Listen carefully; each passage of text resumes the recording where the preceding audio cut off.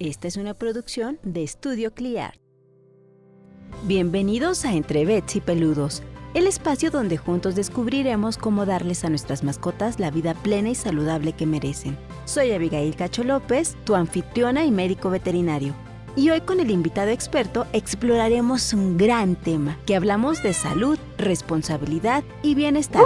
Porque nuestras acciones son el reflejo del amor que sentimos por ellos. Así que prepárate para aprender, reflexionar y actuar en favor de tus compañeros de vida.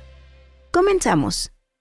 Hola, sean todos bienvenidos a este nuevo episodio de Entre Vets y Peludos. Hoy estamos de nuevo con el doctor Rubén Novelo Barrera. Doctor, muy buen día, ¿cómo estás? Hola doctora, buenos días. Una vez más con el gusto de visitarte. Gracias por la invitación. Gracias, doctor. Hoy vamos a tratar un tema de vital importancia acerca del gusano barrenador. Varias personas nos han estado preguntando, porque es un tema de actualidad, ¿qué sucede con este gusano que ataca al ganado, pero también puede afectar a las mascotas? Incluso es un problema de salud pública también. Ahorita el doctor nos va a explicar varios de estos puntos en los cuales tenemos dudas y también los trámites, los certificados que se necesitan para poder entrar nuestra mascota a Estados Unidos, para que no tengamos ningún conflicto, ningún contratiempo. Así que, doctor, pues muchísimas gracias por estar de nuevo aquí con nosotros, acompañándonos. Cuéntanos, ¿qué es este gusano barrenador, por favor? Con mucho gusto, doctora, gracias. Mira, el gusano barrenador, doctora, es una enfermedad causada por larvas de una mosca. El término médico que usamos es una miasis. Esto quiere decir que un animal puede estar afectado por gusaneras, larvas de la mosca que están en los tejidos del animal. Eso es lo que genera el gusano barrenador, una miasis, una infestación en tejidos animales. Ok, ¿y cómo es que puede afectar a las mascotas y al ser humano? Sí, doctora, mira, en la mosca de este parásito tiene la facultad de detectar heridas, sangre y tejidos. Entonces, puede ir a donde hay un animal que tiene, digamos, lo detecta y puede posarse en esos lugares y depositar huevos, y esos huevos en las condiciones idóneas eclosionan y salen larvas. Esas larvas penetran los tejidos de los animales o incluso de las personas y pues hacen gusaneras, se alimentan de los tejidos vivos de las personas o de los animales. Entonces es una enfermedad pues sí muy grave, muy en animales que están afectados puede ser muy impactante. Ok, entonces ya nos dijiste, viaja por la mosca, pero también afecta, volvemos a hacer hincapié, en el ganado principalmente, pero también puede afectar a las mascotas. Sí, correcto. En realidad, doctora, se llama gusano barredor del ganado porque precisamente sus principales, vamos a decir, animales predilectos son los animales que están en el campo. Porque tienes una vaca, un borrego, una cabra que andan por el campo y de pronto se lastiman, ¿no? Están caminando y se hacen una herida en una pata o con una rama o una piedra. Entonces hay una pequeña herida y esa herida es suficiente para que la mosca pueda llegar y depositar ahí sus huevos que después se convierten en larvas. Sin embargo, nosotros con nuestras mascotas, pues a veces tenemos, bueno, también hay perros y gatos callejeros que evidentemente están expuestos a lesiones, a fracturas, a heridas, que también son susceptibles de verse afectadas.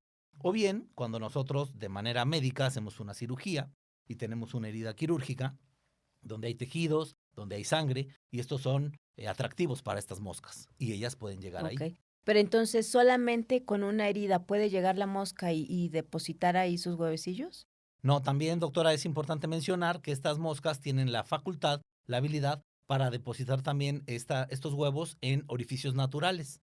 Entonces, todas las mucosas de los animales también pueden ser susceptibles, la boca, la narina, el prepucio, la vulva, en todas las regiones del animal, aunque sea, digamos, piel intacta, pero son mucosas, ahí las moscas también pueden depositar sus huevos. Ok, y bueno, si yo como tutor creo o sospecho de que algo pasa con mi mascota y que pudiera tener ahí alguna situación por este problema del gusano, ¿qué tendría que hacer? Bueno, como habitualmente sugerimos, doctora, hay que acudir con el profesional, con el veterinario, ante cualquier circunstancia que estemos viendo que está pues pasando rara. Es relativamente frecuente que veamos perros y gatos heridos por peleas, por atropellamientos, por diferentes circunstancias. Entonces, habitualmente nos llevan animales que tienen alguna herida, ¿no? Que para valorar si hay que suturar o cosas de este tipo. Lo que tenemos que hacer es digamos, tener mayor atención en el cuidado, en la limpieza, en la desinfección de todas estas heridas, porque bueno, al final es una cosa muy cotidiana, que nuestras mascotas, ya sea por estos accidentes o por alguna cirugía, tengan heridas. Entonces, tenemos que ser muy cautelosos en limpiarlas, en mantenerlas fuera de zonas donde haya moscas, limpias, desinfectadas, Ok, cuidadas. ya nos dijiste entonces algunas medidas preventivas. ¿Alguna otra cosa que tengamos que hacer para evitar que este gusano llegue a nuestras mascotas? Bueno, también mencionar, hablando de esto, doctora, que actualmente la mosca que está generando este problema ha sido ubicada principalmente en el sureste. Entonces, las autoridades sanitarias están tratando de mantenerla ahí y erradicarla, ¿no? Entonces, vamos a decir, en el centro y norte del país no hay casos. Por lo tanto, nosotros lo que tenemos que seguir haciendo es, pues, vamos a decir, obedecer y seguir las reglamentaciones, no movilizar animales de manera clandestina, de manera que no se sepa. Entonces nosotros también como ciudadanos tenemos que disminuir la posibilidad de importar, de trasladar, quiero decir, este problema. Voy a pensar, doctora, por ejemplo, en alguien que, no sé, se dedica a vender animales irregularmente, ¿no? Entonces capturan un animal en una selva en Chiapas y lo voy a vender a alguien en Michoacán. Entonces, obviamente es una actividad que está irregular, y si ese animal silvestre trae alguna herida, pues es susceptible de poder acarrear. Y bueno, la persona dice, bueno, pues lo traigo. Te digo que puede ser una herida tan pequeña como una picadura de garrapata que ahí la mosca utilice para dejar sus huevos. Entonces, ese tipo de actividades pueden favorecer el traslado de animales de manera irregular de un punto a otro. Y entonces eso nos trae una enfermedad que no está presente en esta zona y nos complica. Entonces, lo que tenemos que hacer es, cuando vamos a trasladarnos con nuestras mascotas, tener la certeza, llevarla con el veterinario que lo revise, que le haga un certificado de que está sano, de que no tiene condiciones para que pueda viajar. Así es. Entonces nos dijiste que en el sureste de México es donde se está teniendo el problema ahorita del gusano barrenador. ¿Hay alguna temporada del año donde se afecte más? Sí, bueno, la temporada del año, doctora, favorece, como para otras moscas, entre más calor hay, las moscas tienen mejores condiciones medioambientales y por lo tanto pueden desarrollarse mejor que en temporada de invierno. Y te mencionaba la parte del sureste porque esta es una plaga, este es un parásito que está presente de manera regular en islas del Caribe, en Haití, en Cuba y en algunos países en Sudamérica. Entonces, incluso yo he platicado con colegas argentinos, por ejemplo, cuando ellos están haciendo algún manejo para su ganado, generan heridas, ¿no? El ombligo, los cuernos, alguna cosa. Entonces, ya tienen un protocolo, porque como la mosca vive en esos territorios, pues son muy susceptibles de enfermarse. De ellos le llaman bicheras a estas miasis, a estas gusaneras. Entonces, incluso tienen productos que en la onda popular les llaman curabicheras, ¿no? Entonces, son polvos, son antiparasitarios, son insecticidas que tienen la función de evitar que las larvas se establezcan. Entonces, te digo esto de dónde está geográficamente ubicada el problema, porque estos lugares la tienen regular, ¿no? Entonces, ha venido avanzando de Sudamérica y del Caribe y se ha empezado a presentar casos en países de Centroamérica, Guatemala, El Salvador, Nicaragua, Honduras, y se vio cómo iba avanzando. Entonces, el gobierno mexicano ha estado monitoreando con sus contrapartes de estos países la presencia de casos, porque además, al ser una enfermedad muy importante en la ganadería y en los animales, los países tienen la obligación de ir reportando los casos. Entonces, vimos cómo iba avanzando y hay una sospecha de que el primer caso de gusano barrenador se trató precisamente de un bovino que entró de manera ilegal de Guatemala a México. Es decir, alguien quiso vender un ganado y metió un bovino, un guatemalteco, esa es la versión más o menos aterrizada que se tiene, y se encontró en un punto en Chiapas. Ok. Entonces detectaron al parásito, lo clasificaron y dijeron, bueno, el gobierno mexicano tiene la obligación de reportar estos casos a los gobiernos del mundo con los que tiene comercio. Y así lo hizo y aparecieron los casos hasta el momento que tenemos en Chiapas y en Campeche. Ok. Oye, pero entonces, ¿qué implicaciones tiene en el ser humano ese gusano barrenador? Bueno, doctora, precisamente esta zona, que también es como un área de llegada de muchas personas que están en el tema hoy de moda, que es la migración, ¿no? Mucha gente que viene de Centroamérica, que está pretendiendo llegar a Estados Unidos, pues obviamente son personas que vienen en condiciones muy vulnerables, ¿no? Son personas que vienen caminando, que vienen pues en terrenos muy inhóspitos y que se pueden lastimar y que pueden tener heridas en los pies o pueden tener heridas en la espalda, alguna cosa por lo que están cargando. Y entonces pueden ser susceptibles de que la mosca se pose sobre de esas lesiones y deposite huevos. Entonces, estas personas no quieren tener contacto con autoridades, ¿no? Por los miedos que los vayan a deportar o que los vayan a meter en un centro de detención. Entonces no se atienden y por lo tanto pueden ser portadores de estos problemas. Entonces es grave, ¿no? Es grave porque puede ser una afectación en personas. Claro. Y bueno, nos estás diciendo entonces que viaja de sur a norte. Actualmente Estados Unidos está libre de este gusano barrenador y está exigiendo, principalmente aquí a México, que sus mascotas entren libres y se necesitan ciertos certificados y trámites y demás.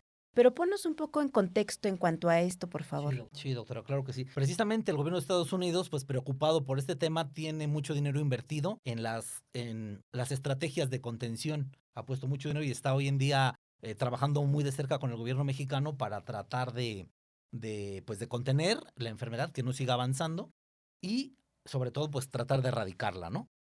Incluso te comento, doctora, en cuanto México hizo el aviso de que presentó por ahí del 23 de noviembre el caso del gusano barrenador, muy cerca de esa fecha, el gobierno de Estados Unidos cerró su frontera a la importación de ganado. Entonces, fíjate, todos nuestros productores del norte del país, pues se vieron afectados. Este cierre de frontera duró unas 3 semanas. Entonces, no podían pasar animales de México a Estados Unidos, siendo que es un negocio y es un flujo muy importante, ¿no? Entonces, Estados Unidos, preocupado para que no llegue la enfermedad a su territorio, no solo con México, sino a nivel internacional, si tú vas a viajar a Estados Unidos con tu mascota, doctora, pues lo recomendable es que vayas a la página oficial de ellos y ahí encuentres cuáles son los requisitos y los planteamientos. Entonces ellos dicen, si el país está declarado que tiene caso de gusano barrenador, tiene que presentar estos requisitos. Entonces, desde noviembre pasado, que México reportó un caso de gusano barrenador, entra en esa lista, donde Estados Unidos dice, tú eres uno de los países que tiene gusano barrenador, por lo tanto, tienes que presentarme para traer al territorio de Estados Unidos tal documento. En particular, están pidiendo un certificado que se llama libre de gusano barrenador. Ese es un certificado que emite un veterinario que está declarando que revisó al animal y que no tiene heridas y que no tiene presencia de larvas, ni de huevos, ni ninguna situación que lo haga susceptible de tener el gusano Así es. barrenador. Pero este certificado es extra al certificado que normalmente se está solicitando, ¿no? Es correcto. Habitualmente, doctora, cuando tenemos un viaje, normalmente ya sea nacional o internacional, uno de los documentos que acompañan al animal es un certificado expedido por cualquier veterinario con cédula profesional, donde el mismo veterinario dice el animal está en condiciones, está sano, tiene sus vacunas, tiene su desparasitación, está al corriente, entonces está apto para viajar. Ese documento sigue siendo vigente y sigue acompañando a todos nuestros animales que están viajando. Pero ahora tenemos este otro que se llama certificado libre de gusano barrenador, que viene a ser un requisito extra, ¿no? Entonces es un segundo documento que está solicitando el gobierno de Estados Unidos para la llegada de animales a su territorio. Y este documento, doctor, hay que precisar que lo puede expedir un veterinario que tiene ciertas características. Oficialmente, el gobierno de Estados Unidos dijo, yo quiero que el documento lo expidan veterinarios que trabajan para el gobierno. Entonces, los veterinarios de Senacica serían los que estarían habilitados para emitirlo. Sin embargo, no tenemos mucho personal de Senacica oficial. Entonces, han solicitado el apoyo de algunos veterinarios que tienen algunas certificaciones. En particular, hay una doctora que se llama médico veterinario responsable autorizado, que es una certificación ante Senacica para poder pues emitir estos documentos. Y después tomar un curso del gusano barrenador, varias horas de video y información al respecto, presentar un examen y acreditarse. Y entonces, con esos dos requisitos, ya el veterinario puede expedir este documento. Así es. Entonces es, para aclarar, independiente el certificado que se pide normalmente de salud para la mascota, extra al certificado de gusano barrenador que expide un médico certificado ya por Senacica para que lo pueda expedir. Es correcto, es correcto. De hecho, Una de las cosas, doctoras, que puede, digamos, diferenciar es que ese documento tiene que ir con un sello. Y ese sello, propio Senacica, ha dado las características donde el sello tiene algunos elementos. Por ejemplo, los veterinarios que tienen esa certificación, se les da una clave y ese sello debe de llevar esa clave. Obviamente hay todo un proceso, un protocolo, hay que mandar un correo, cuando se genera el documento, hay que fotografiarlo, hay que mandarlo a un correo de Senacica que presente el sello con esa clave, digamos. Entonces, estos elementos son los que hacen la diferencia entre el certificado del gusano barrenador y el certificado, digamos, de salud general, Así ¿no? es, para mayor seguridad. Para mayor seguridad, exactamente. Así es. Y entonces, si yo voy a viajar a territorio nacional, ¿necesito este certificado o solo cuando voy a viajar a Estados Unidos? En este momento solo es para viajar a Estados Unidos, doctora, porque es una exigencia que puso el gobierno de allá. Y hay que aclararlo, en este momento es solamente para perros y entiendo que también hay algo para caballos. Obviamente, en el tema de ganado, tienen también ya sus protocolos. De hecho, aquí aprovecho a mencionarte, doctora, que ya hay personal de Estados Unidos trabajando con veterinarios oficiales de México para cuidar todo el tema del ganado, ¿no? Pero entonces, sí hay que ser puntuales. El certificado es solo para ir a Estados Unidos y solo para perros. Gatos no entran en este momento en esa solicitud de Estados Así Unidos, es, solamente perros. solamente perritos entonces. Y bueno, vamos a viajar a Estados Unidos. ¿Cuántos días dura ese certificado? Esa es otra buena pregunta, doctora. La vigencia de este certificado es de 5 días antes del viaje, Ok. ¿no? Entonces vamos a suponer que alguien va a viajar el 30 de un mes. Entonces ese certificado puede estar expedido desde el día 25 del mismo mes, 26, 27, un día antes. O sea, mientras esté en el lapso de 5 días antes, está vigente. De hecho, también mencionar que el de salud también piden que esté dentro de 5 días antes del viaje. El de salud general más el del gusano barrenador en un lapso de 5 días antes de que se efectúe el Ok. viaje. Entonces, pongamos el ejemplo para los tutores. El médico que me atiende a mi mascotita me puede hacer el certificado de salud, pero si Sí, ese sí, médico no es certificado para que me haga el certificado para el gusano barrenador, puedo ir con otro médico para que también lo haga. es correcto. Sí, de hecho, eso es importante, doctora. Y para que esto sea oficial, ¿no? Porque, bueno, se puede prestar a muchas cosas. Tanto el gobierno mexicano como el gobierno de Estados Unidos tienen publicadas en sus páginas oficiales la lista con correos y teléfonos de los veterinarios por estado que pueden emitir el documento. Entonces, así el tutor se acerca a la página de Senacica o se acerca a la página AFIS, que es el nombre de la autoridad en Estados Unidos, y van siguiendo la liga y al final va a aparecer la lista de los veterinarios que al día de hoy tienen la capacidad de emitir el documento para que así pues esté cierta la persona de que quien se lo va a emitir está reconocido por las Así autoridades. es, para que no tengamos ningún contratiempo ya cuando estemos ahí en el aeropuerto, en la aerolínea, y no tengamos ninguna situación de que no vamos a poder viajar con nuestra mascota porque el certificado no es válido. Claro. Ahora que menciono de la aerolínea, doctora, precisamente hemos estado viendo personas que están viajando a Estados Unidos ahora por la temporada de las fiestas y todo el tema, y pues hemos encontrado varias historias, digamos, para comentarte. Una de ellas es que algunas aerolíneas, las personas me indicaban que les han enviado correos electrónicos cuando están enterada la aerolínea que la persona va a viajar con una mascota. Entonces la aerolínea le manda un correo al pasajero y le dice, para que vengas dentro de los documentos de tu mascota tienes que presentar tal documento. Eso me lo han dicho de algún par de aerolíneas, ¿no? Que ha sucedido. Entonces, es interesante. Y por otro lado, también hubo una persona que me dijo, yo tenía mi vuelo, llegué, y entonces, cuando voy a presentarme, me dicen, ¿no trae este documento? No puede abordar su Así perro. es. Y tuvo que cambiar el tema, ¿no? Entonces, para que tengan esas precauciones y siempre consulten con las páginas oficiales, tanto de los servicios de las aerolíneas como con las autoridades, que al final las autoridades son las que ponen las pautas. Así es, ellas nos van a decir qué requisitos necesitamos para poder entrar. Es correcto. Ok, perfecto, doctor. Oye, y entonces, ¿qué recomendaciones nos puedes dar para que cuidemos y protejamos a nuestras mascotas si es que vamos a ir a un lugar de riesgo? Bueno, como comentamos la vez pasada, doctora, pues tenemos que estar muy atentos a dónde anda nuestro perro, dónde anda nuestro gato, si lo sacamos al campo, si estamos así. Yo les pregunto a las personas dónde han estado, cómo se llevan con los otros perros, porque las heridas son un factor de riesgo. Entonces tenemos que tener mayor atención en las posibilidades de que nuestros animales tengan lesiones o heridas, ¿no? Que anda corriendo como loco, que se mete, que lo atropellan. Todo eso va a ser al final un factor de riesgo porque nuestro animalito va a tener una lesión que puede ser afectada. Entonces ahí es donde tenemos que tener mucha precaución. Las medidas de siempre, de atenderse con los veterinarios, de cuidar las lesiones, de atenderlas, limpiarlas, mantenerlas en lugares limpios. Así es. Hay que estar muy al pendiente de nuestra mascota. Oye, y ya por último, para que nos des ya este contexto también, algo ya nos dijiste, pero si nos puedes ampliar, ¿cómo están involucradas actualmente en México las autoridades para contrarrestar esta situación que estamos teniendo del gusano barrenador? Correcto. Sí, doctora. Bueno, en realidad ha habido reuniones de alto nivel. Esto quiere decir el secretario de Ganadería de México con su contraparte de Estados Unidos para diseñar estrategias y toda una serie de medidas de control. Como bien mencionamos, es una enfermedad que principalmente afecta a animales de producción, los bovinos principalmente. Entonces el gobierno mexicano ha implementado cercos, ¿no? Sanitarios. Hay 3 puntos donde pasa el ganado en el sureste.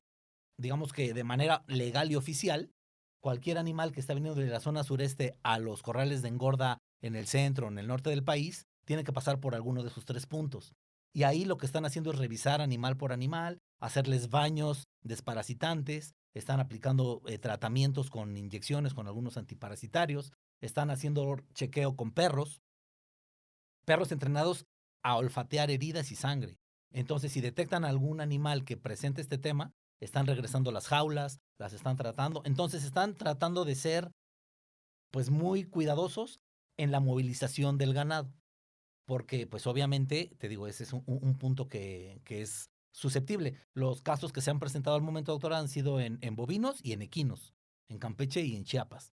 Y principalmente en estos animalitos, porque pues sabemos que muchos de nuestras productores tienen dos animales ahí en su traspatio y estos animales, como te decía, se lastiman y tienen ahí, ¿no? Entonces, todo animal que se está movilizando de esa zona, que es como la que hoy en día tiene el foco rojo, que es el sureste, tiene que pasar forzosamente por esas áreas de inspección. Está trabajando el gobierno mexicano con el gobierno de Estados Unidos y tienen protocolos. De hecho, sé que hay veterinarios de Estados Unidos que están allá, también, digamos, supervisando, evaluando, teniendo todos el mismo criterio para que los animales puedan Ok, transitar. entonces a nivel gobierno se están haciendo muchas medidas para Así evitar es. que este problema que estamos teniendo actualmente aumente. Sí, sí, de hecho, doctora, sí, como un resumen muy general, te cuento que es muy interesante porque en el curso de capacitación nos enteramos cómo es que el gobierno hace controles biológicos, ¿no?